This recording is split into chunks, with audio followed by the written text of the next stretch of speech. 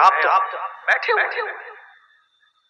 جب دنیا کی محبت ہمارے دلوں میں رچ گئی اور بس گئی، کیا کہا تھا اللہ کے رسول صلی اللہ علیہ وسلم نے؟ اور غور کرو، ہمارے سوال کی اور پستی کا سبب 1400 سال پہلے اللہ کے رسول نے بتایا تھا کہ یہ دو چیزیں تمہیں ہلاک کر دیں گی اور دنیا کی دوسری قومیں تمہارے اوپر پل پڑیں گی. آج دیکھ لیجیے ہمارے بھائی ہمارے اوپر پل پڑے. کیوں پل پڑے؟ کیوں آج ہم ذلیل اور رسوا ہو رہے ہیں؟ اللہ کے رسول نے کہا تھا یوشک الامم ان تداع علیکم کما تداع الاکلۃ علی قصتها. ایک ایسا زمانہ تمہارے اوپر آ جائے گا کہ دنیا کی ساری قومیں تمہارے اوپر ایسے پل پڑیں گی جیسے بھوکے لوگ دسترخوان کے اوپر پل پڑتے ہیں. جیسے بھوکے لوگ دسترخوان پر ٹوٹ پڑتے ہیں، ایسی دنیا کی ساری قومیں تمہارے اوپر ٹوٹ پڑیں گی. آج ہر جگہ مسلمانوں کے حالات کیسے ہیں؟ صرف ہندوستان کے اندر ہی نہیں، پاکستان میں دیکھ لو، ایران میں دیکھ لو، عراق میں دیکھ لو، سیریا میں دیکھ لو، دمشق میں دیکھ لو، لیبیا میں دیکھ لو، لبنان میں دیکھ لو، اردن جزائر میں دیکھ لو، اور سب سے زیادہ فلسطین میں دیکھ لو. کیسے تمہاری بہنوں نے اور ہماری بیٹیوں نے عید کے دن نیا کپڑا، عید کے دوسرے دن پھر دوسرا کپڑا، تیسرے دن تیسرا کپڑا، چوتھے دن چوتھا کپڑا، کیسے پہننا گوارا کر لیا اپنے جسم کے اوپر. اور کیسے تم نے اپنی بہن اور اپنی بیٹیوں اور اپنی بیویوں کو عید کے دن کا کپڑا الگ، عید کے دوسرے دن کا الگ اور تیسرے دن کا الگ، کیسے پہننا گوارا کر لیا. کیا تمہیں مصر کی اس لڑکی کی چیخیں نہیں سنائی دے رہی ہیں؟ کیا تمہیں فلسطین کی اس بیٹی کی چیخیں نہیں سنائی دے رہی ہیں جس کی عمر ماتر 17-18 سال، جس کا گھر بلڈوز کر دیا گیا ہے، بموں سے اڑا دیا گیا ہے، جو جنگل میں کسی صحرا میں خیمے میں سو رہی ہے اور اپنے جسم کے اوپر نقاب اوڑے ہوئے ہیں،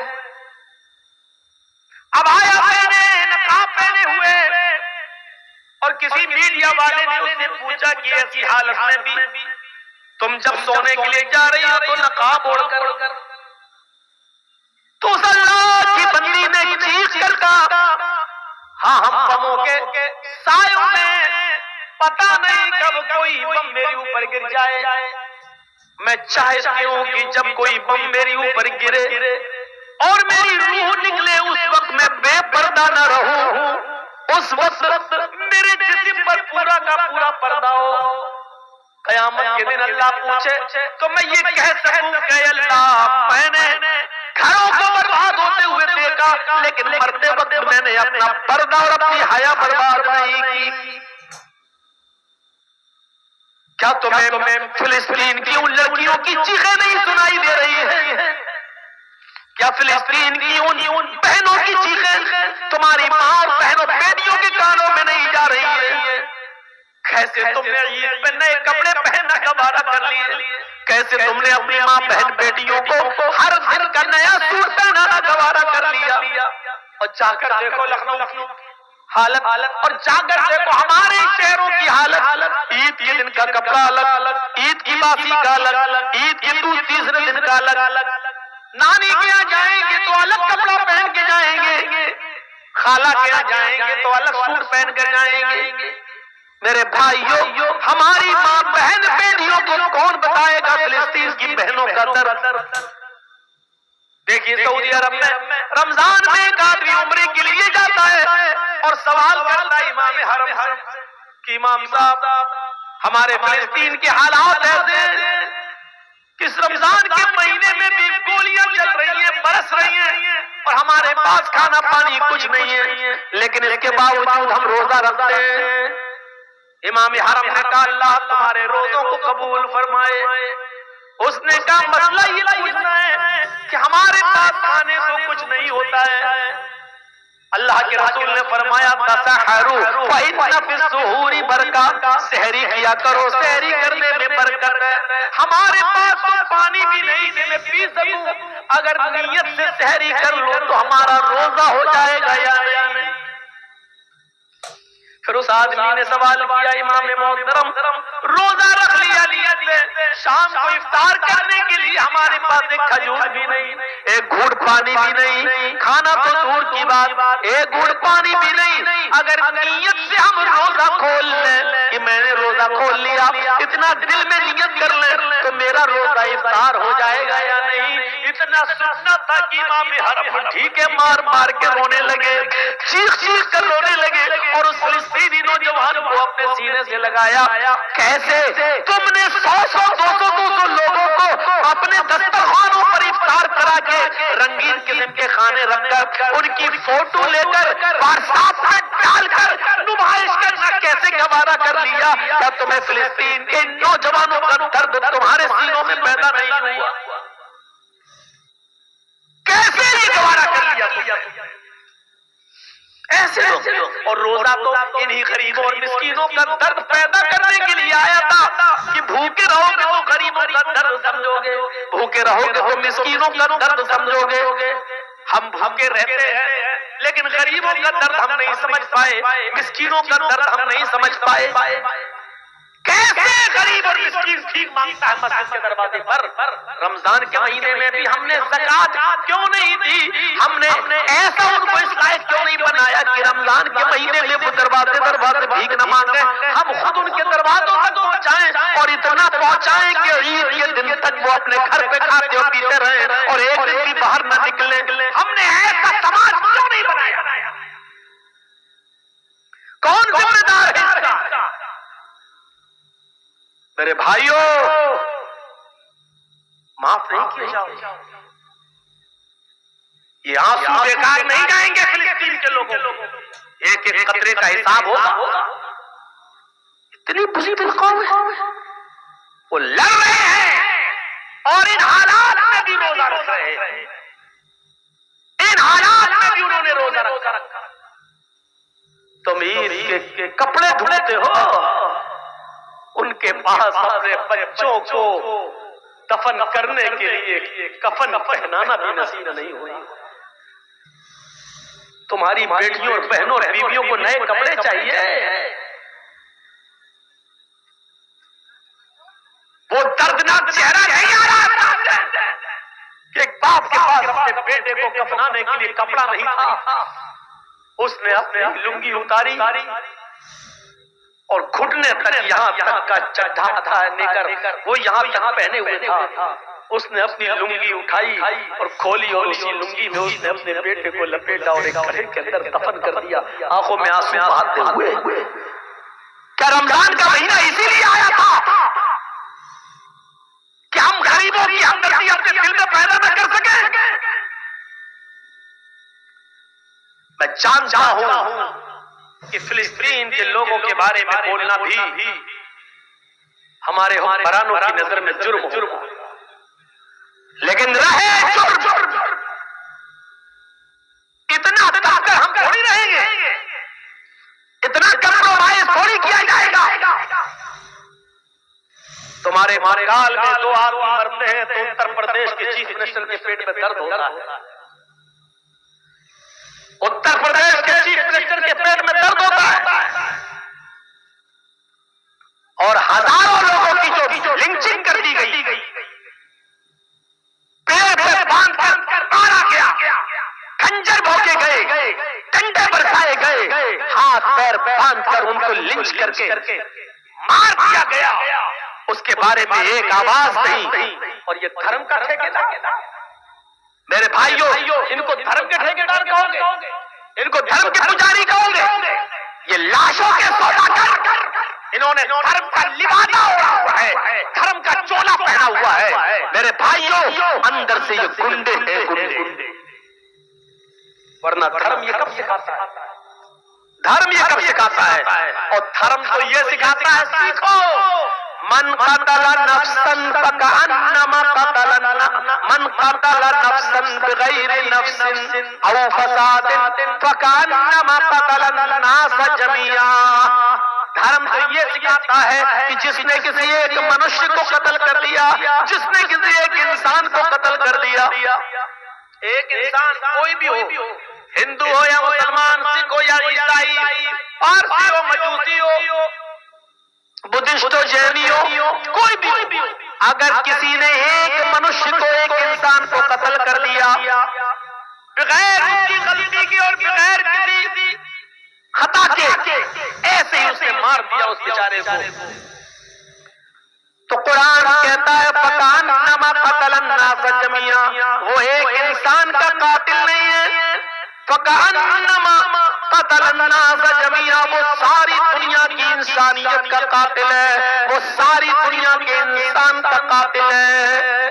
ایک انسان کے قتل کو ساری دنیا کے انسانوں کا قتل کہا ہے. یہ احترام انسانیت اسلام کے اندر، یہ اسلام سکھلاتا ہے، اسلام میں یہ درس دیتا ہے. چاہے وہ ہندو ہو یا مسلمان، سکھ ہو یا عیسائی، کسی کو بغیر غلطی کے نہیں مار سکتے ہو. اگر آپ نے کسی ایک کو مار دیا تو ایک کو نہیں بلکہ پوری دنیا کی انسانیت کا مرڈر کیا ہے. انسانیت سیکھنا ہو تو آؤ انسانیت کا ایک واقعہ میں تمہیں بتاؤں کہ ایسی انسانیت دنیا کی کسی مذہب کے اندر نہیں ملے گی. نبی اکرم جناب محمد رسول اللہ صلی اللہ علیہ وسلم کے زمانے میں ایک عورت آتی ہے،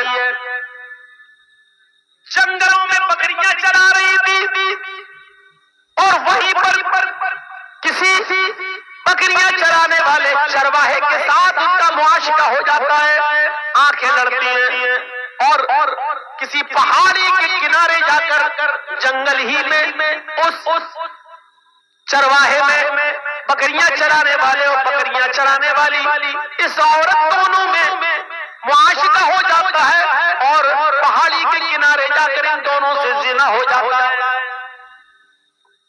وہ عورت اس کو اچھی طرح نہیں جانتی تھی کون ہے، بس جنگل میں آنکھیں لڑی اور دونوں کے جذبات بڑھ کے، اور دونوں نے پہاڑی کے کنارے وادی میں ایک کھائی کے اندر زنا کر لیا.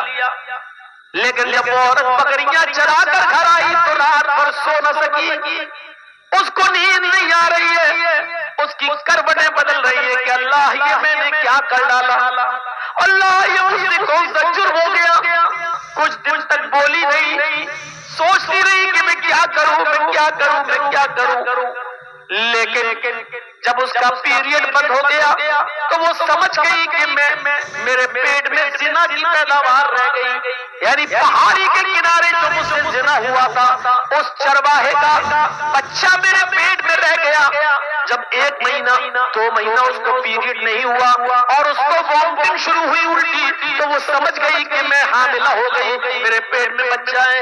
لیکن اللہ کا خوف اس عورت کو کھایا جا رہا تھا، اللہ کا ڈر اس عورت کو کھایا جا رہا تھا. وہ عورت شکایت لے کر اپنی اللہ کے نبی صلی اللہ علیہ وسلم کے پاس آ گئی اور آ کر کہنے لگی یا رسول اللہ مجھ سے بہت بڑی غلطی ہو گئی ہے. آپ نے پوچھا کیا ہوا؟ اس نے کہا قد اصبت الحد یا رسول اللہ، اے اللہ کے رسول میں حد کو پہنچ چکی ہوں. آپ نے کہا ایسا کون سا جرم کیا کہ تمہارے اوپر حد نافذ کی جائے؟ کہنے لگی انی حبلہ من الزنا، میں زنا سے حاملہ ہو چکی ہوں. آپ نے صحابہ سے کہا ذرا اس کے منہ کو سونگو تو کہیں شراب کے نشے میں تو نہیں بول رہی ہے. صحابہ نے کہا اللہ کے رسول شراب کے نشے میں نہیں بول رہی. پھر آپ نے اس سے وضاحت پوچھی کیا ریئل میں زنا ہوا ہے، حقیقت میں زنا ہوا ہے، تم زنا جانتی ہو کس کو کہتے ہیں؟ اس نے اقرار کیا. اللہ کے نبی نے کہا تمہیں اس کی سزا معلوم ہے کہ جی. کیا؟ کہا میں شادی شدہ ہوں، میرا شوہر کئی مہینے سے نہیں تھا، اس لیے جوانی کے جذبات میں بہہ کر مجھ سے یہ غلطی ہو گئی. مجھے معلوم ہے کہ شادی شدہ عورت کی سزا زنا کی اس عورت کو پتھروں سے مار مار کے ہلاک کرنا ہے. اچھا جب تمہیں معلوم ہی ہے تو پھر سزا کے لیے تیار ہو جاؤ. اس نے کہا اللہ کے رسول میں تیار ہوں. فرمایا ٹھیک ہے ایسا ہاتھ ہو جاؤ. اس کو جنگل میں لے جاؤ، سینے کے برابر زمین میں گاڑو، عورت ہے، اور پتھروں سے اس کو سر پر اتنے مارو، پتھروں کو اتنا اس کے سر پر مارو کہ یہ عورت کی جان چلی جائے، نکل جائے، روح کم سے انصوری سے پرواز کر جائے۔ صحابہ لے کے جانے لگے، اور جب جانے لگے اس کا ہاتھ پکڑا، کھینچا، چل۔ جیسی وہ تھوڑی دور گئی، صحابہ نے کہا جلدی چل۔ اس نے کہا اے نبی کے ساتھیوں، میں جلدی نہیں چل سکتی، میرے پیٹ میں حمل ہے، میرے پیٹ میں بچہ ہے۔ او یہی زنا کی پیداوار ہے، کہنے لگی جی۔ صحابہ کرام اللہ کے نبی کے پاس دوبارہ اس عورت کو لے کر آئے، کہا اللہ کے نبی اس عورت کی داستان تو سنو، اس نے پوری بات نہیں بتائی۔ کہا کیا؟ کہا کہ جب میں نے اس سے کہا جلدی چلو تو یہ کہنے لگی کہ میں زیادہ جلدی نہیں چل سکتی، اس لیے کہ میرے پیٹ میں حمل ہے، میرے پیٹ میں بچہ ہے۔ اللہ کے نبی نے اس سے پوچھا کیا یہ صحیح بات ہے؟ کہنے لگی ہاں اے اللہ کے رسول، میرے پیٹ میں بچہ ہے، زنا کی پیداوار ہے، اسی آدمی نے جس نے زنا کیا ہے اس کا حمل میرے پیٹ میں رہ گیا ہے۔ آپ نے کہا تو پھر غلطی تیری، تجھے سزا ملنی چاہیے، تیرے پیٹ میں جو بچہ پل رہا ہے اس کو کیوں مارا جائے؟ اس کی کیا غلطی ہے بیچارے؟ انسانیت دیکھ رہے ہیں آپ، ایک ناجائز بچہ، لیکن اللہ کے رسول اس کو بھی مارنے کی اجازت نہیں دے رہے ہیں۔ تم مر جاؤ گی تو بچہ بھی مر جائے گا، نہیں، ابھی پیٹ میں تیرے بچہ ہے، اس بچے کو تیرے پیٹ میں نہیں مارا جائے گا، جا، جب بچہ پیدا ہو جائے تب آنا۔ کہنے لگی اللہ کے رسول ابھی تو 7 مہینے لگ جائیں گے، کا 7 مہینے کے بعد آنا، ابھی تجھے ماروں گا تو بچہ بھی مر جائے گا۔ چھوڑ دیا، جیل میں نہیں رکھا کہ بھاگ جائے گی۔ کیوں؟ جس کو اللہ کا ڈر ہے وہ کہاں جائے گی؟ میری عدالت سے بھاگ جائے گی، کل قیامت کے دن اللہ کی عدالت میں تو سزا پائے گی، میرا کیا بگاڑے؟ اس کو بھی کیسی تربیت تھی اللہ کے رسول کی، وہ عورت بھی کہیں نہیں بھاگی، وہی رہی، اپنے گھر میں کھاتی رہی، پیتی رہی، نماز پڑھتی رہی، توبہ کرتی رہی، گڑگڑاتی رہی، اور 7 مہینے اور رہنے کے بعد جب 9 مہینے پورے ہو گئے اور جب بچہ پیدا ہوا تب وہ بچے کو لے کر جب چلنے پھرنے لگی تو آئی اور کہا اللہ کے رسول یہ بچے۔ آپ نے کہا او بچہ پیدا ہو گیا، کہا صحابہ جاؤ اب اس کو لے جاؤ اور اس کو سنسار کر۔ بچہ رونے لگا، اس نے کہا اللہ کے رسول اس بچے کو آخری بار دودھ پلا دیتی، آپ نے دے دیا۔ اس عورت نے اس بچے کو اپنی پستان سے لگایا، منہ پھیرا، منہ گھمایا، جیسے ٹرینوں میں اور بسوں میں جو عورتیں اپنے بچوں کو دودھ پلاتی ہیں، ایک طرف منہ گھما لیتی اور اپنے بچوں کو پستان سے لگا لیتی ہیں، اس عورت نے بھی چہرہ گھمایا اور دوسری طرف منہ کر کے اپنے بچے کو پستان سے لگایا۔ بچے نے دودھ پیا، اتنا پیا کہ دودھ اس کے ہونٹوں پر، دودھ اس کے منہ پر آ گیا اور ہنسنے لگا۔ اللہ کے رسول کو اس نے وہ بچہ دے دیا۔ نبی اکرم اس بچے کو اپنی گود میں لیتے ہیں، ناجائز بچہ، اس بچے کا اصلی باپ کا پتہ نہیں، لیکن اللہ کے رسول لے رہے ہیں گود میں۔ کیوں؟ کیونکہ اس بچے کا کیا قصور، اس کی کیا غلطی؟ اس بچے کو اپنی گود میں لیا، اس کے ہونٹوں پر ماں کا لگا ہوا دودھ دیکھا، یہ عورت جا رہی ہے سزا بھگتنے کے لیے۔ اللہ کے رسول آواز دے رہے ہیں بی بی ادھر آؤ۔ اس نے چہرہ گھمایا، یا رسول اللہ کیا؟ فرمایا اس بچے کی غذا بھی تیری پستان میں موجود، محمد کسی بچے کا حق نہیں مار سکتا، یہ بچہ بھی تیرے دودھ کا محتاج ہے، اس بچے کو پکڑ دودھ پلا، اور جب تک یہ بچہ روٹی نہ کھانے لگے تب تک تجھے سزا دی۔ کہنے لگی اللہ کے رسول اگر بیچ میں مر گئی تو جہنم میں جاؤں گی۔ کہا نہیں، تیری نیت تو اچھی ہے، اللہ نیت کے مطابق جزا و سزا دیتا ہے، جا جب دودھ روٹی کھانے لگے اور دودھ چھوڑ دے تب۔ بچے کو اس نے دودھ پلایا اور جب بچہ روٹی کھانے لگا، روٹی دانتوں سے توڑنے لگا، تب وہ لے کر آئی. اے اللہ کے رسول دیکھیے بچہ روٹی کھا رہا ہے. جب آپ نے دیکھا کہ بچہ اب روٹی کھانے لگا ہے تب اس عورت کے اس بچے کو اپنی گود میں لے لیا اور ایک صحابی کے حوالے کر دیا. اس بچے کی پرورش تم کرو, اس بچے کو تم پالو. اور اس عورت سے کہنے لگے کہ اے عورت, اب محمد رسول اللہ کی عدالت میں تجھے اور زیادہ مہلت دینے کی کوئی گنجائش نہیں ہے. جتنی گنجائش میں دے سکتا تھا اتنی دے دی, جتنی مہلت میرے ہاتھ میں تھی وہ میں دے چکا ہوں. اب شریعت محمدی میں تیرے لیے کوئی مہلت باقی نہیں ہے. اے میرے صحابیوں, اب اس عورت کو لے جاؤ اور اس کو جا کر سنسار کر دو, پتھروں سے مار مار کے ہلاک کر دو. اس عورت کو جنگل میں لے جایا گیا, اس عورت کو سینے کے برابر زمین میں گاڑا گیا اور سارے صحابہ نے پتھر اٹھا لیے. پہلا پتھر خالد بن ولید نے اس عورت کے سر پہ مارا, اس کا سر پہلے ہی پتھر میں پھٹ گیا, اس کے خون کا فوارہ نکلا اور خون کی چھینٹیں خالد بن ولید کے کپڑوں پہ آئیں. خالد بن ولید نے دیکھا کہ اس کے خون نے میرے کپڑے خراب کر دیے تو اس کو گالی دے دی, کم بخت تیرا ستیہ ناش جائے, ملعون زانیہ بدچلن, تیرے خون نے میرے کپڑے ناپاک کر دیے ہیں, تیرے خون نے میرے کپڑے گندے کر دیے. یہ الفاظ صحابہ نے سن لیے اور اللہ کے رسول کو بتائے.